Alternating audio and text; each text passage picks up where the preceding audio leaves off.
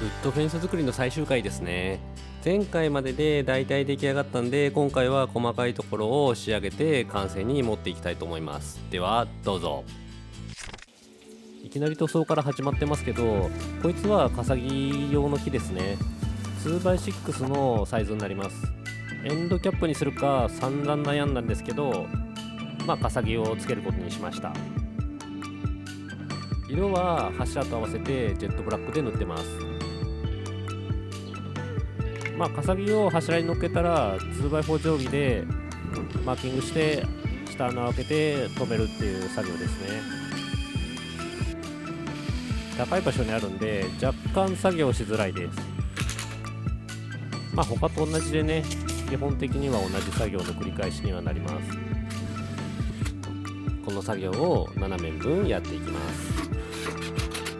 L 側の部分ですね、こっちは下にウッドデッキあるんで足場があって作業しやすかったです。そうで、編集して気づいたんですけど、ここ4点で締めてるんですよね。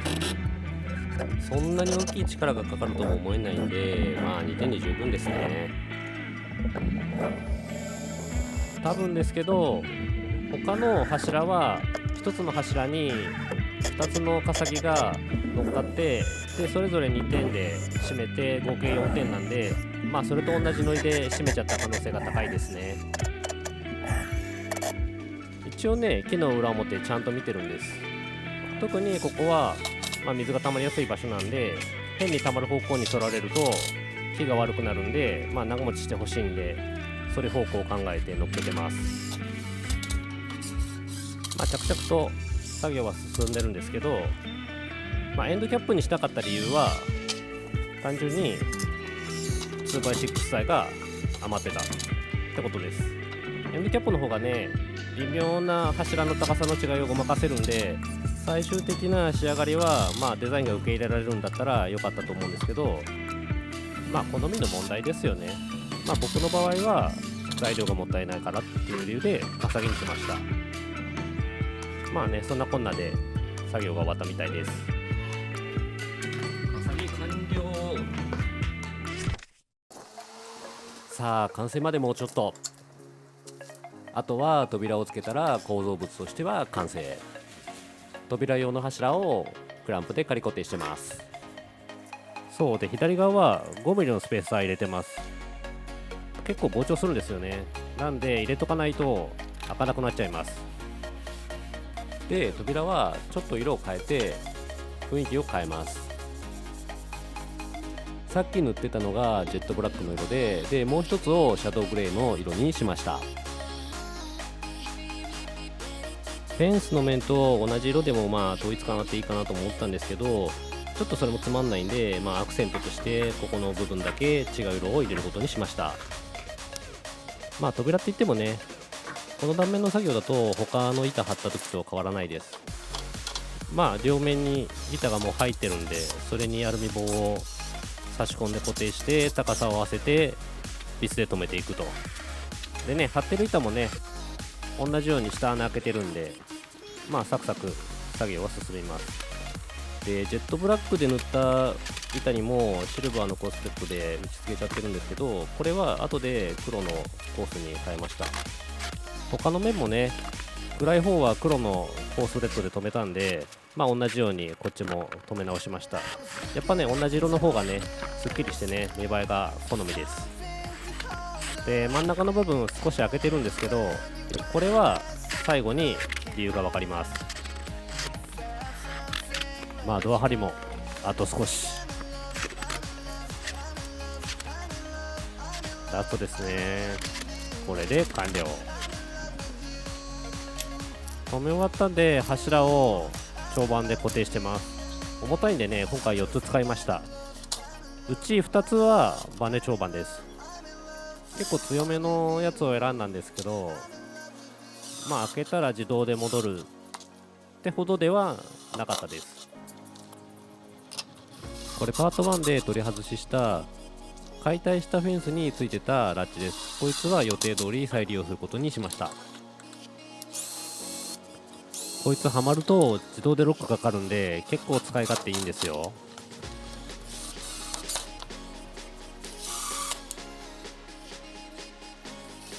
これで取り付け完了。さすがにドアでかいんでね、ねじれが出てるんですよね。なのでそれを修正するためにちょっと材料足してます。最終的にもう1本足して X で止めました。とはいえね、これで一旦ドアも完成で構造物の作業は全部終了。よし、ここまで。完成まであとちょっと。小口も塗って X に足しました。でこれ柱ミスっちゃったところをパテで埋めてたんで、それを今削ってます。削った柱と合わせて他の柱も塗ってます。2本を除いてちょっと黒が薄かったんですよね。なんでカサギとセットで色合わせの2の塗りをしました。フェンスの面の方もね、マスキングをしてもう一回塗りました。一番手前とそれ以外だとちょっとダークオークのところがね色が違うと思うんですけど、そうなんですよ、ダークオークの廃材の方はメンテで塗り直しをしてたんで色が濃かったんですよね。なんで色合わせのためにもう一回塗りました。最後の作業ですね。カサギの天面をジェットブラックでもう一回塗ってます。7面終わったら完成。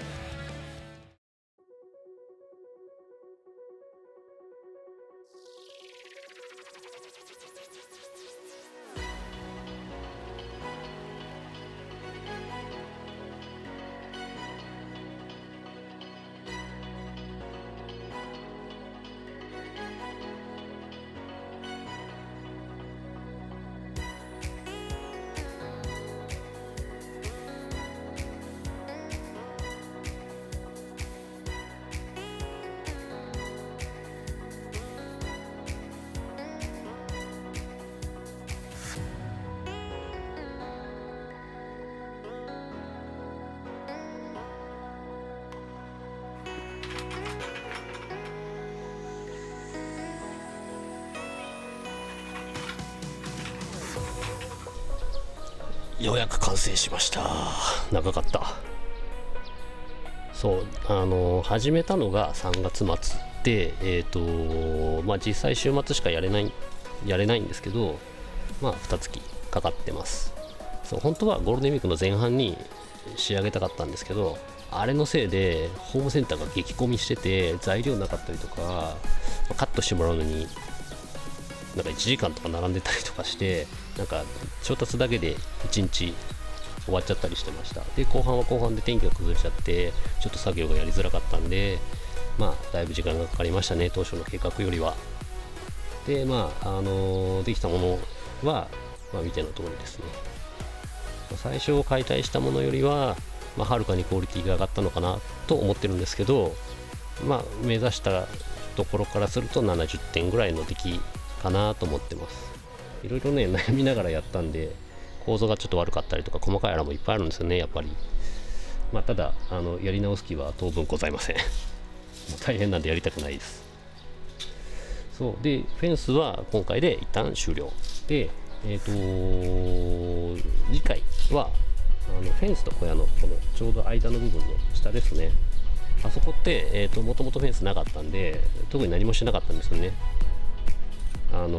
庭開拓した時に出た切り株とかまだ転がってるんですけど、ゴミがあったりとか、整地してないんでね、小石もゴロゴロしてるという状態で、今でもだいぶ綺麗にして奥でまだ綺麗にしてる人いますけど、したんですけどまだちょっと遊ばせられるような状態ではないので、次回はちょっとあそこを綺麗に整地してこっちと同じぐらいにで、そのついでにフェンスの下の基礎部分のつなぎだとか、ライティングを一緒にやった後、次小屋ですね。ちょうど雨どいとかも壊れてるんですよ。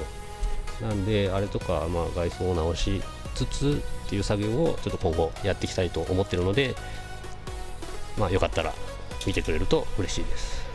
ということで今回はこれで終了ということで終わりたいと思います。ご視聴ありがとうございました。